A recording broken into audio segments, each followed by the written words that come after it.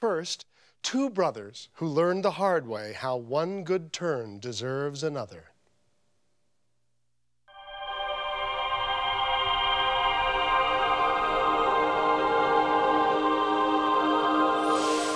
In February of 1991, Lloyd Fickett and his two sons, Jason and Cody, headed out on what they thought would be a simple afternoon adventure.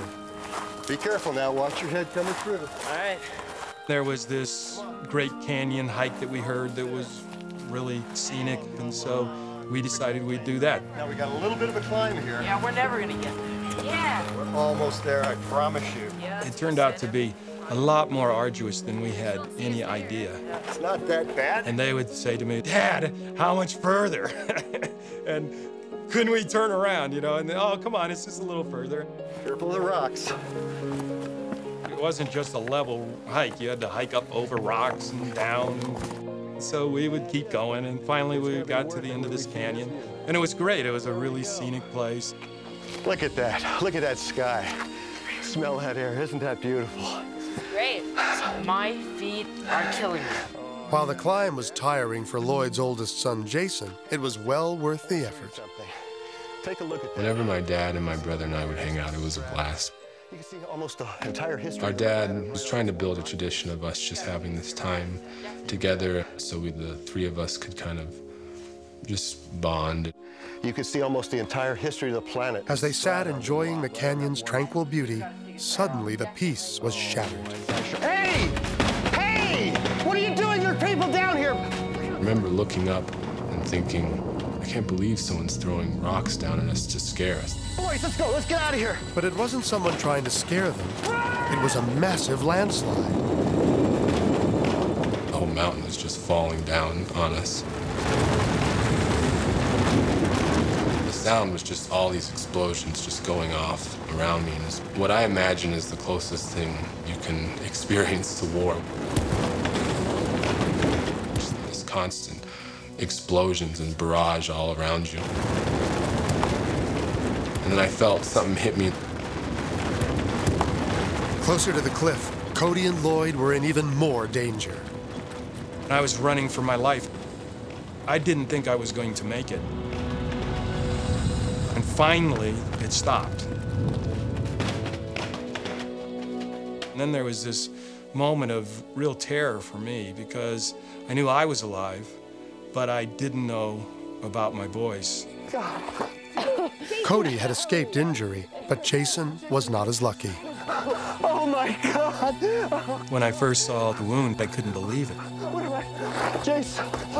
It looked like a hunk of his calf had been ripped away.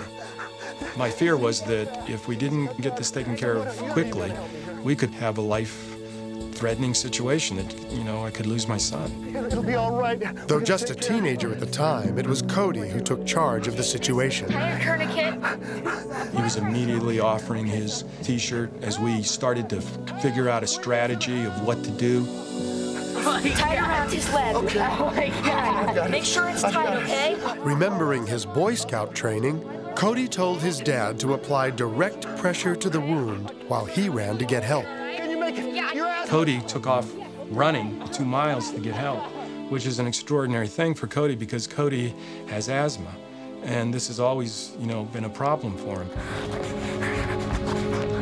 As Cody frantically maneuvered his way through the rugged terrain, another hiker arrived on the scene, and together they attempted to move Jason down the mountain. I'll never forget some of these rocks we had to climb over, and it was just inch by inch for us. We had to take a step, and then Jason had to grab a hold of his good leg, and Jason would hold his injured leg, put his weight on me. Don't drop me, Dad. Dad, I only trust you, Dad. Almost there. Dad. So it was arduous, unbelievably difficult hike and scary. It hurts so much. I really started to be worried about Cody because I didn't know where Cody was. I didn't know what was happening. It was only 14. This was a really difficult hike. Lots of opportunities to get lost. He could have had an asthma attack. There was just so many things that could have happened. But miraculously, he arrived at the main road without incident. And even more incredibly, discovered 2 rangers there, equipped with the necessary gear to rescue his brother. And moments later, Cody and the rangers were on their way back up the canyon. He's right up ahead. He's right up ahead.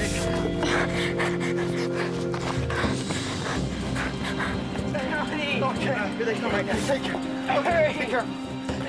When we saw the Rangers showing up and there was Cody, it was one of the biggest releases in my life to see he's alive, he made it, and oh my God, to get help.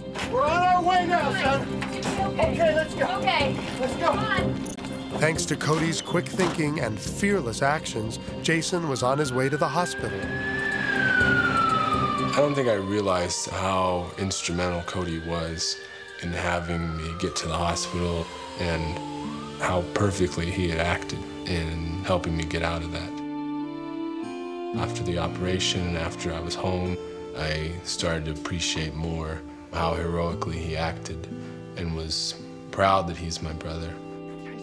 I don't know how we would have dealt with it without the way Cody responded and the way he took charge, the way he volunteered, the way he was just right there with us. It was like the moment called for him to let go of being a child, and he stepped forward and he really became a man that day. To me, he was a hero.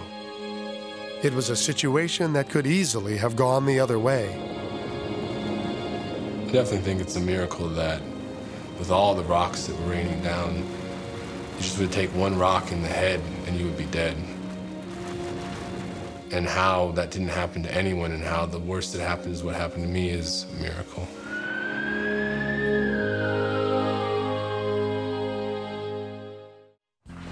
Can't wait for this. Where are we going again? Gardner Canyon. 10 years after their narrow escape from a rock slide, Jason and Cody Fickett were heading out for another weekend in the wilderness. Cody's wife, Risa, was there to see them off. It was a gorgeous weekend. I actually wanted to go camping too, but I wanted Cody and Jason to have their, brotherly alone time. It had been a little while since I'd been able to spend some time with my brother, and I know he really likes camping. Enough time to get some wood? It's not an activity that Jason would normally choose for himself, however. I got the stuff. All right. Being with my brother camping, I always feel very comfortable. Ah, this is nice up here. I just trust him completely with my life and with his intelligence about being out in the wildlife. That's how you light a fire. It's a good-looking fire. So we started a fire, and it was really nice out. Cool, but not too cold. I can't believe I finally got you up here. So we decided to just lay some sleeping bags out and just sleep under the stars. Hey, Cody, thanks for getting me out here. Anytime. So we talked for a little while, and then I started getting tired first. Good night. Good night, Jason. So I went to sleep, and about 15 minutes later, he went to sleep. The brothers slept peacefully, unaware of the danger that lurked just outside the warmth of the fire.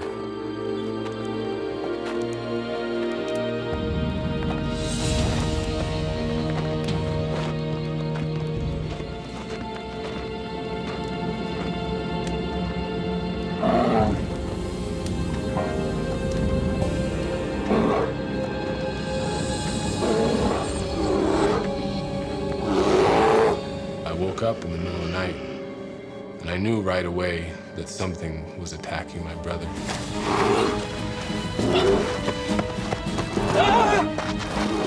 I just started screaming at whatever it was, and I hit whatever it was with both my hands to knock it off of Cody.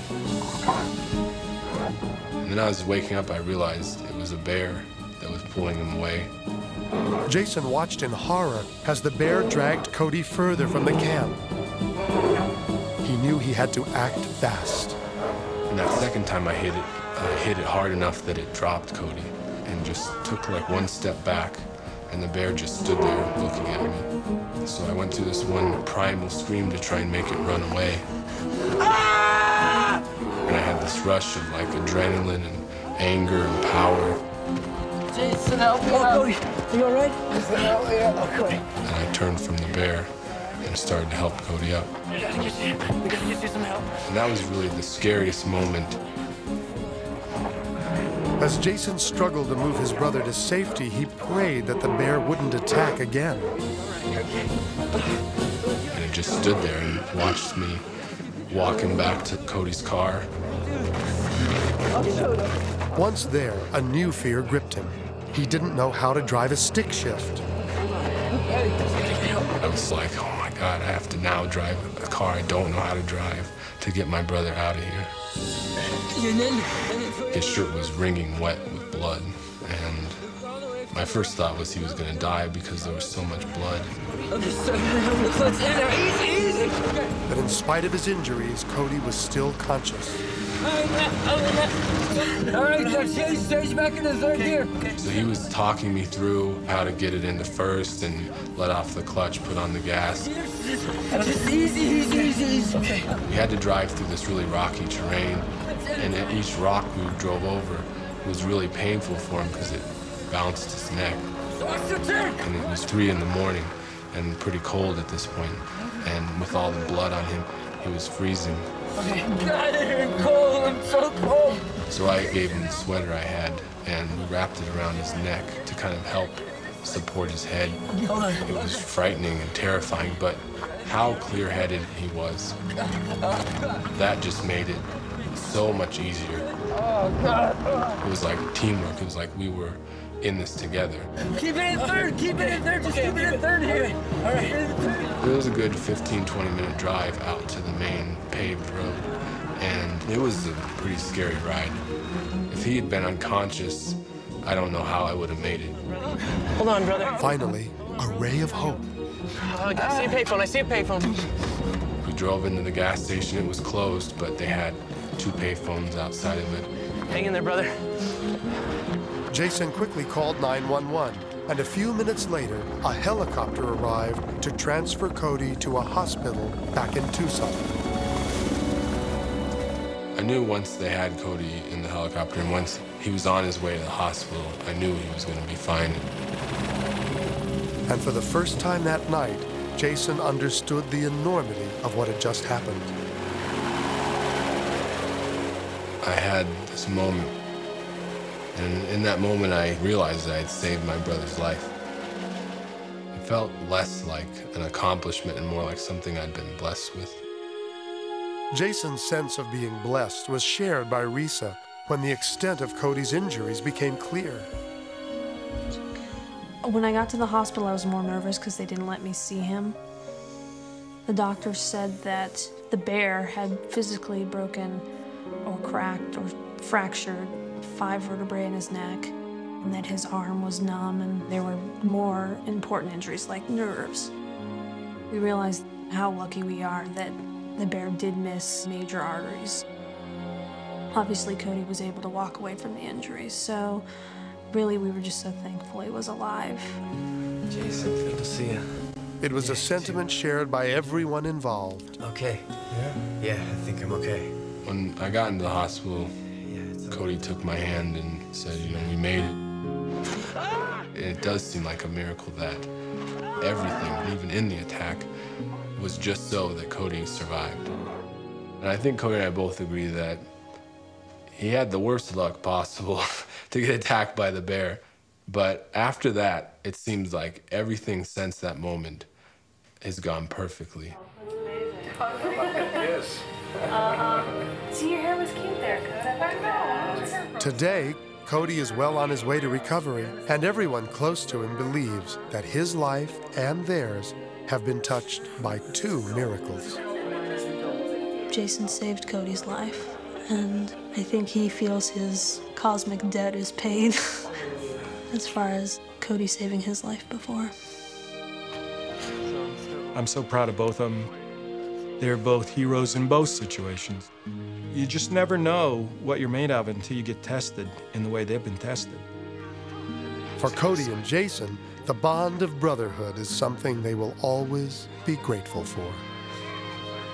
We've talked about from time to time the other incident where I've saved his life, and now this incident where he saved mine, and we both kind of joke around about it.